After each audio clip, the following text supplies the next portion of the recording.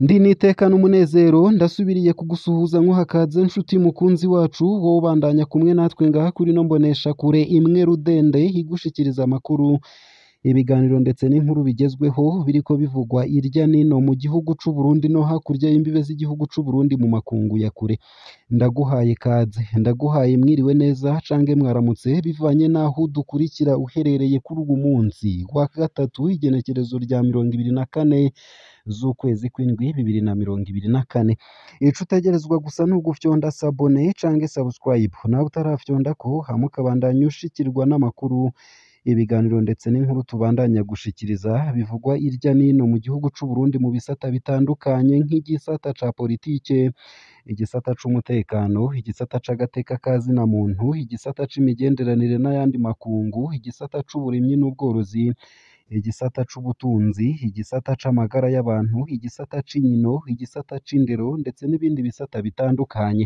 ndakwipfurije rero kubandanya uraroranirwa ndetse no kubandanya uragira ibihe vyiza n'umunsi mwiza ano makuru harabafatiye ku ngingo ikurikira ikiziga c'uwahoze arongoye Uburundi Pierre Buyoya catahukanywe biciye bugufi ikiziga c'uwahoze ari umukuru w'igihugu c'u Burundi Pierre Buyoya caratahukanywe kuri uwa kabiri w'indwi iheze ntiyakiriwe nk'uwahoze ari umukuru w'igihugu kandi nta bategetsi bamwakiriye ku kibuga c'indege ca Bujumbura nk'uko vyabaye kuwo yasubiriye Colonel Jean Baptiste Bagaza yapfiriye mu Bubiligi mu mwaka w'ibihumbi 2016 abiwe bahisemwo kugira urubanza rw'umuryango amaziko yiwe Pierre Buyoya ntiyavugirijwe impundu nk'izo yavugirijwe hakiri muzima umurongo w'imodokari zigiye ku maziko yiwe wafashe ibarabara ry'igihugu inomero 7 zica mwijenda zerekeza mwibanga rinini ry'umuryango mwitongo ry'umuryango riri mu Rutovu ikomine yiwe y'amavukiro mu ntara ya Bururi mu bumanuko bw'igihugu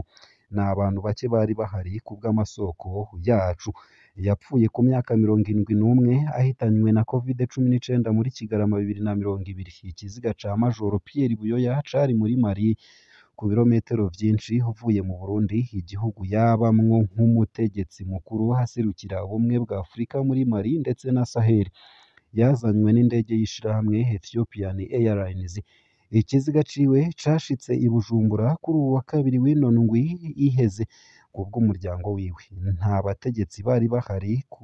bategetsi bari ku kibuga c'indege kuko cari igikorwa catunganijwe n'umuryango ariko indongozi z'u Burundi zarafashe ingingo zose zijanye n'intwaro n'umutekano kuko akaba ari kumwe mu muryango wiwe yabwiye SOS Media Burundi ku wa gatatu mu gitondo habaye imyaka 4 y'ibiganiro n'ukwihana kugira ngo hashikwe ko ico gikorwa gishimwa nabo mu muryango wiwe na cane ko yari yahambwe vy'agateganyo mu ntumbero yo kubahiriza ivyifuzo vya nyuma vy'uwo muhisi umuryango warasavye uranaronka ku ndongozi z'u Burundi urusha rwo gutahukana no gusubira guhamba ikiziga mu gihugu c'amavukiro ivyo hakaba ari ibivugwa na bamwe bo mu muryango wiwe nubwo atacubahiro kibereye umukuru w'igihugu camuhawe umuryango wa Buyoya urafise ico wishimira umuryango wa Buyoya urashimira cane umukuru w'igihugu Evariste Ndayishimiye n'izindi ndongozi z'u Burundi zafashije kugira ngo ubushake bw'umuhisi bw'uko yofubwa mu gihugu ciwe c'amavukiro kije mu ngiro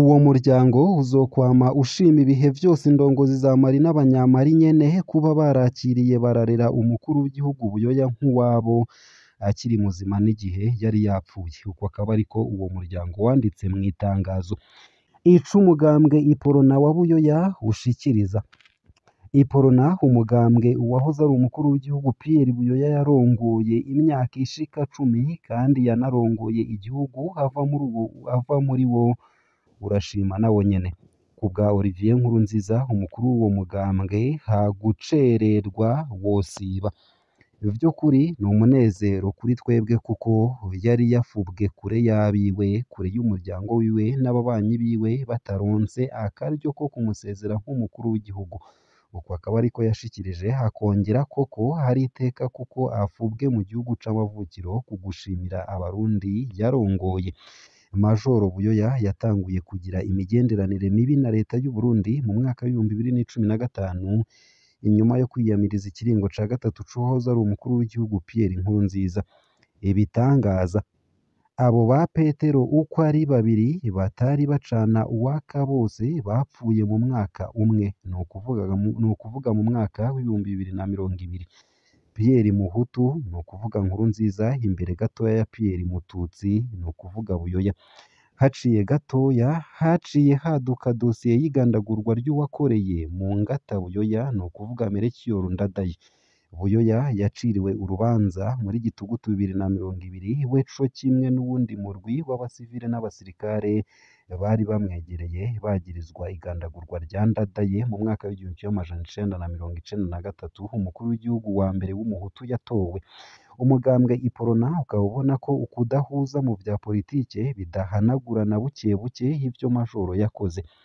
Yategerezwa guhabwa icubahiro c'umukuru w'igihugu kuko yaragikoreye. Niwe dukesha imigambwe myinshi ubumwe bw'abarundi, igarukanwa ry'amahoro n'umutekano ku bw'amasezerano ya Arusha, ihagarikwa ry'intambara n'umugambwe CNDD-FDD waboneyeho gushinga imizi. Uko akaba ariko bisigurwa na Olivier Nkurunziza. Aranabandanya ati barashobora kureka kumuha icubahiro ariko ivyo yakoze biravuga gusumba kandi nibihakanwa, nta uzoharira ko yabaye umukuru w'igihugu na kizigenza mu ntwaramiheto. Itahukanwa ry'ibisigarira vyiwe nubwo ryatevye rirafise insiguro nyinshi kubw'umugambwe Iprona. Ni igikorwa cerekana ubumwe, ugusubiza hamwe n'ukwihangana. Turashimira leta n'umukuru w'igihugu yavyemeye. Urunganwe rwa kazoza ruzoha icubahiro intatemwa yiwe canke bubake icibutso ciwe kitazokwibagirwa. Iprona izokwama yibuka Buyoya nk'umukozi w'umwete. Gushika ku munota wa nyuma yabaye muzima, yari akiri umunywanyi wa Iprona, yarabaye umukandida mu kibanza c'umukuru w'igihugu. Rero Iprona izokwama imwibuka nk'intwari n'umukozi. Yasize ubutunzi bukomeye ku gihugu. Uko akaba ariko bibonwa na Olivier Nkurunziza. Uko yahunguwe niko yahambwe. Kuri uwa gatatu w'ino ndwi iheze ku wa 17 Mukakaro 2024, ikiziga ca Buyoya carafubwe ku rugo rwiwe ruri ku mutumba wa Mutangaro. Ku bw'umwe mu banyagihugu bitavye ivyo birori, imva y'uwo yahoze ari umukuru w'igihugu yari yubatswe n'umuryango wiwe. Ababanyi baremerewe kuba muri uwo mugirwa. Imbere y'uko uwo mugirwa utangura, nta muntu n'umwe yari yemerewe gushika muri ico kibanza. Bamwe mu bakozi b'igendereza barabonywe aho nyene, bari bacungereye n'agatarutse. Bari biteguriye guhagarika umuntu wese yari guhirahira ngo afate amasanamu adafise uruhusha rw'uwo muryango. Uko akaba ariko bivugwa n'ababibonye. Ibirori nta mwanya muremure vyamaze, nta n'umwe yaserukiye leta muri ivyo birori i Mutangaro. Uwabonetseyo wenyene ni Domitien Ndayizeye, yahoze ari umukuru w'igihugu c'u Burundi, akaba yarabaye icegera ca Buyoya mu kiringo c'intwaro mfatakibanza hagati y'umwaka w'ibihumbi 2000 ndetse n'umwaka w'ibihumbi 2003. Ibirori vyo kuganduka bikaba bitegekanijwe kuri uwa gatandatu wa 20 Mukakaro i Bujumbura, mu mugwa mukuru w'ubutunzi. Buyoya yapfiriye i Paris ku wa 17 Kigarama bivuye ku kiza ca COVID-19 mu mwaka w'ibihumbi 2020 ku bw'amasoko mu buvuzi. Yarongoye Uburundi hagati y'umwaka w'1987 ndetse n'1993 no kuva mu mwaka w'1996 gushika mu mwaka w'2003. Imbere yo gutanga ubutegetsi mu kiringo c'imfatakibanza cashikanye ku matora yo mu mwaka w'2005, inyuma y'amasezerano y'amahoro ya Arusha yatumye hahagarara intambara yahitanye ubuzima bw'abahutu barenga ibihumbi 30 ku bwa ONU.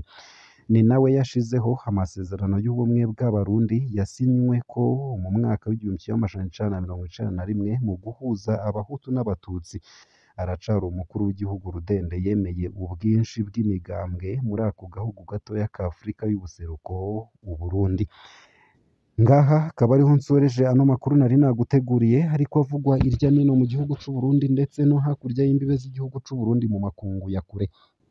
Ico utegerezwa gusa ni ugufyonda sabone canke subscribe. Nawe utarafyonda ko hama ukabandanya ushikirwa n'amakuru, ibiganiro ndetse n'inkuru tubandanya gushikiriza bivugwa irya nino mu gihugu c'u Burundi ndetse no hakurya y'imbibe z'igihugu c'u Burundi mu makungu ya kure.